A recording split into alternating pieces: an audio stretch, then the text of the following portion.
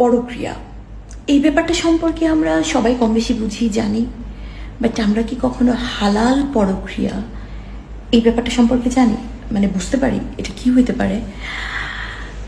আমি যেটা বুঝছি, আমি যেটা জানতে পারছি, আমি যেটা রিয়েলাইজ করছি যে হালাল পরক্রিয়াটা হচ্ছে এমন এক প্রকারের পরক্রিয়া যেখানে অন্যের সাথে ক্রিয়া তো চলবে কিন্তু একটু হালাল প্রক্রিয়ায়। যেমন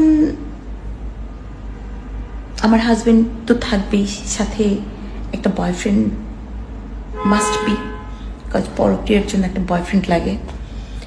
তো সেই বয়ফ্রেন্ডের সাথে আমার সবই হবে, হাজবেন্ডের সাথে আমার যা যা হয়,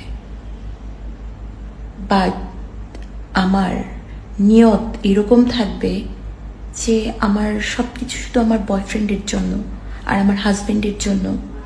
কারণ আমি একজন সতী নারী, অন্য সব পুরুষের দিকে তাকালে আমার ইজ্জত যাবে। আমার আসলে এগুলা সম্ভব না, আমার পক্ষে এগুলা করা।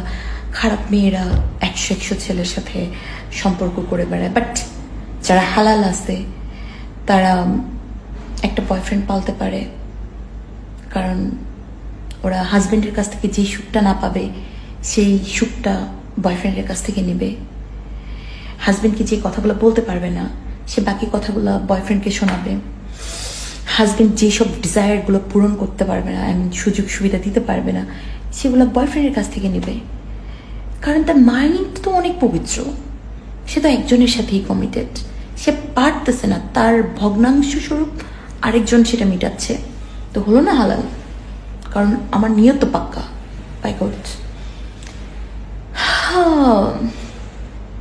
এরকম বহুত আছে বাবা, বহুত আছে, অদ্ভুত তাদের এই ধ্যান ধারণা। এবং তারা আবার যে মানুষকে বোঝাবে